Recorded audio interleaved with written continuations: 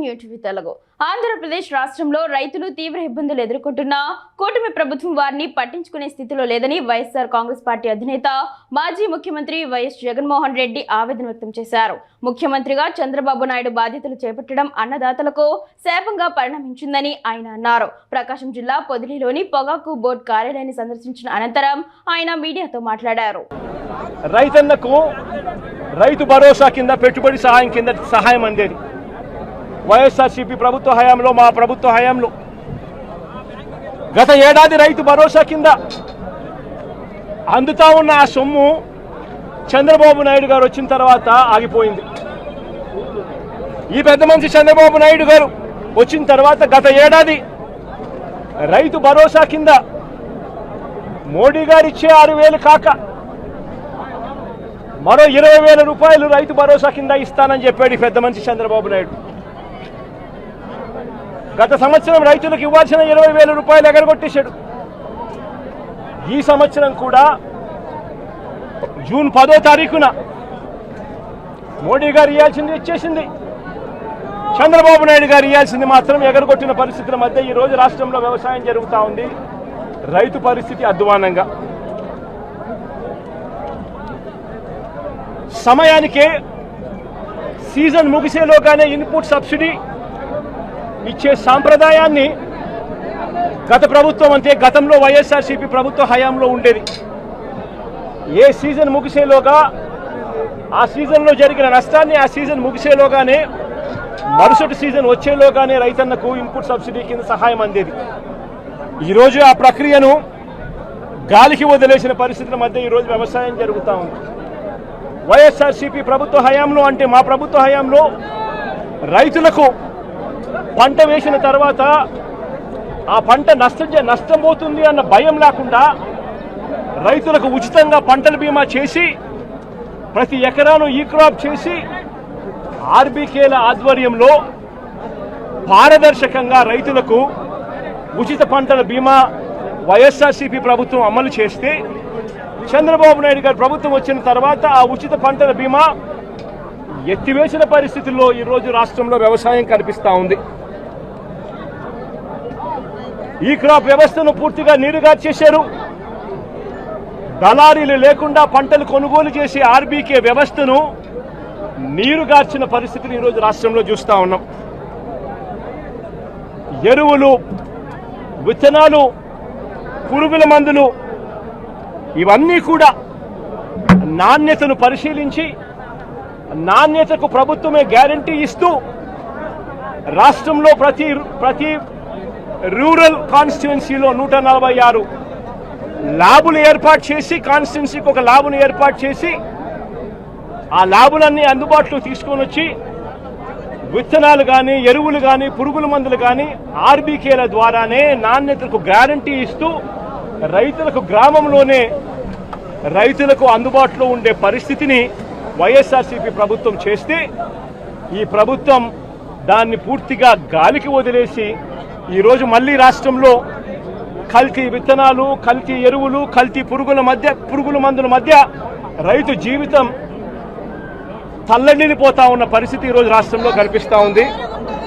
మేము తీసుకొచ్చిన ల్యాబులు ఈరోజు నిర్వీర్యం చేస్తూ ఉన్న పరిస్థితుల మధ్య ఈరోజు రాష్ట్రం కనిపిస్తూ ఉంది.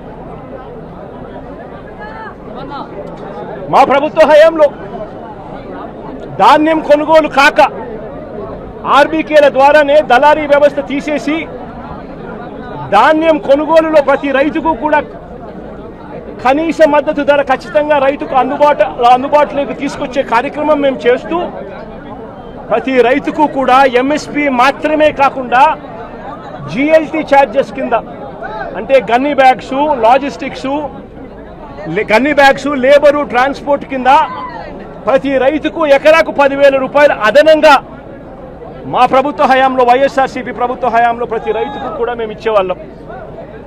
ఈరోజు రైతుకు గిట్టుబాటు ధరలు రాని పరిస్థితి. ధాన్యం కూడా 300 రూపాయలు ఎంఎస్పీ కన్నా తక్కువ రేటుకు కొనుగోలు చేసిన పరిస్థితి. రైతు అమ్ముకున్న పరిస్థితి దళారీలకు.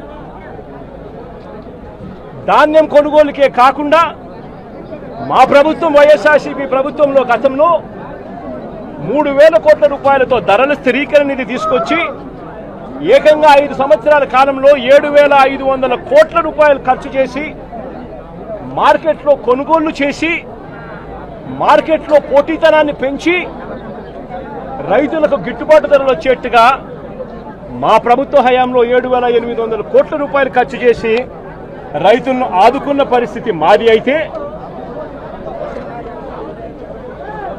కేంద్రం ప్రకటించిన పంటలకే కాకుండా మిరప పసుపు ఉల్లి చిరుధాన్యాలు అరటి బత్తాయి టొమాటో వంటి పంటలకు సైతం ఎంఎస్పీని ప్రకటించి రాష్ట్ర ప్రభుత్వమే దాన్ని ఆర్బీకేలలో దాన్ని పోస్టర్లు వేసి పెట్టి ఆర్బీకేలలోనే ఆ పంటలకు సంబంధించిన రేట్లు వెంటనే అప్డేట్ చేసేవాళ్ళు. ఏ పంటకైనా కూడా గిట్టుబాటు ధర రాని పరిస్థితి ఎక్కడైనా ఉంటే వెంటనే ప్రభుత్వం ఇన్వాల్వ్ అయ్యేది. జాయింట్ కలెక్టర్లు అందరూ కూడా మార్క్ఫెడ్కు వీళ్ళందరూ కూడా జాయింట్ ఎండీలుగా వీళ్ళందరినీ కూడా నమోదు చేశారు. వెంటనే మార్కెటింగ్ శాఖ ఇన్వాల్వ్ అయ్యి జాయింట్ కలెక్టర్ల ఆధ్వర్యంలో పంటలు కొనుగోలు చేసే పరిస్థితి. ఈరోజు అవన్నీ కూడా గాలికి ఎగిరిపోయిన పరిస్థితుల మధ్య ఈరోజు రాష్ట్రంలో వ్యవసాయం జరుగుతూ ఉంది. ఈరోజు ఈ పొగాకు పంటే తీసుకుంటే ఈ చంద్రబాబు నాయుడు గారి ప్రభుత్వం రాక మునుపు అంటే మా ప్రభుత్వం చివరి సంవత్సరంలో కూడా పొగాకు పంటకు సంబంధించి 2023-24 అంటే మా ప్రభుత్వ హయాంలో కేజీ 366 రూపాయలు అంటే గత సంవత్సరం కేజీ 366 రూపాయలు అంటే 36,000 రూపాయలకు KG tobacco KG Virginia tobacco అమ్ముడుపోయింది. గత సంవత్సరం హైగ్రేడ్ 36,000 రూపాయలు క్వింటాల్కి అమ్ముడుపోతే లో గ్రేడ్ కూడా 24,000 రూపాయలకు తగ్గకుండా క్వింటాలకు గత సంవత్సరం అమ్ముడుపోయిన పరిస్థితుల మధ్య ఈరోజు పరిస్థితి ఏమిటి అని చెప్పి ఒక్కసారి మనమే వెళ్ళి చూసాం. ఈరోజు కాస్తో కూస్తో జగన్ వస్తున్నాడు కాబట్టి అని చెప్పి కాస్తో కూస్తో వీళ్ళంతా కూడా సిండికేట్ కింద ఫామ్ అయ్యి కాస్తో కూస్తో 100 రేట్లు పెంచే ప్రయత్నం చేశారు. జగన్ వస్తున్నాడు కదా, మళ్ళీ జగన్ ఎక్కడ మాట్లాడతాడో మళ్ళీ అల్లరవుతుందేమో అని చెప్పి. కానీ పరిస్థితి చూస్తే ఒకసారి మామూలుగా మార్చిలో ప్రొక్యూర్మెంట్ స్టార్ట్ చేయాలి. మార్చి, ఏప్రిల్, మే, జూన్ ఈ 4 నెలల్లో మామూలుగా ప్రొక్యూర్మెంట్ కంప్లీట్ కావాలి.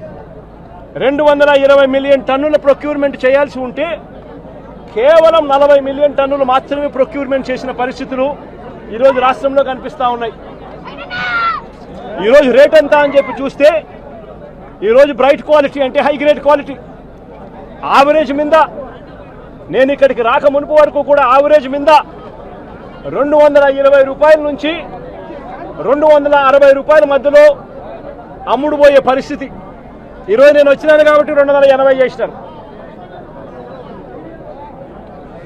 రైతులకు హై గ్రేడ్ క్వాలిటీ యావరేజ్ 240-250 రూపాయలు కూడా హై గ్రేడ్ వెరైటీకి రాని పరిస్థితిలో ఈరోజు రైతు పొగాకు అమ్ముకుంటా ఉన్నాడు.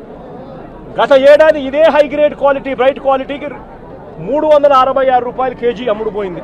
అంటే 36,600 రూపాయలు క్వింటాలు. ఈరోజు సగటున హై గ్రేడు 240-250కి పోతా ఉంది. ఇక లో గ్రేడ్ పరిస్థితి చూస్తే కొనే నాతుడు లేడు.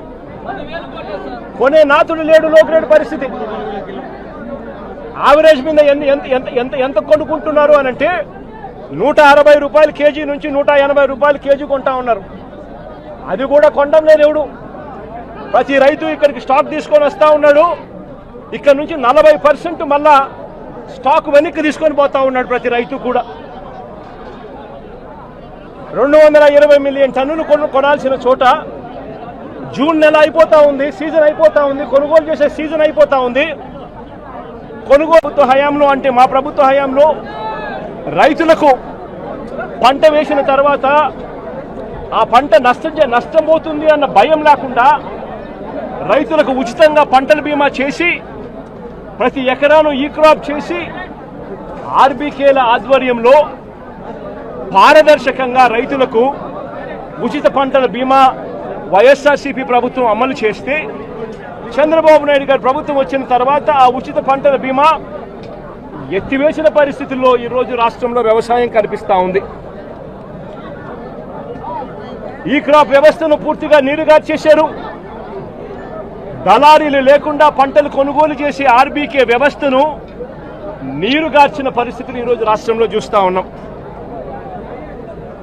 ఎరువులు, విత్తనాలు, పురుగుల మందులు ఇవన్నీ కూడా నాణ్యతను పరిశీలించి నాణ్యతకు ప్రభుత్వమే గ్యారంటీ ఇస్తూ రాష్ట్రంలో ప్రతి రూరల్ కాన్స్టిట్యుయెన్సీలో 146 ల్యాబులు ఏర్పాటు చేసి, కాన్స్టిట్యుయెన్సీకి ఒక ల్యాబ్ను ఏర్పాటు చేసి ఆ ల్యాబులన్నీ అందుబాటులో తీసుకొని వచ్చి విత్తనాలు కానీ, ఎరువులు కానీ, పురుగుల మందులు కానీ ఆర్బీకేల ద్వారానే నాణ్యతకు గ్యారంటీ ఇస్తూ రైతులకు గ్రామంలోనే రైతులకు అందుబాటులో ఉండే పరిస్థితిని వైఎస్ఆర్సీపీ ప్రభుత్వం చేస్తే ఈ ప్రభుత్వం దాన్ని పూర్తిగా గాలికి వదిలేసి ఈరోజు మళ్ళీ రాష్ట్రంలో కల్తీ విత్తనాలు, కల్తీ ఎరువులు, కల్తీ పురుగుల మందుల మధ్య రైతు జీవితం తల్లడిల్లిపోతా ఉన్న పరిస్థితి ఈరోజు రాష్ట్రంలో కనిపిస్తూ ఉంది. మేము తీసుకొచ్చిన ల్యాబులు ఈరోజు నిర్వీర్యం చేస్తూ ఉన్న పరిస్థితుల మధ్య ఈరోజు రాష్ట్రం కనిపిస్తూ ఉంది.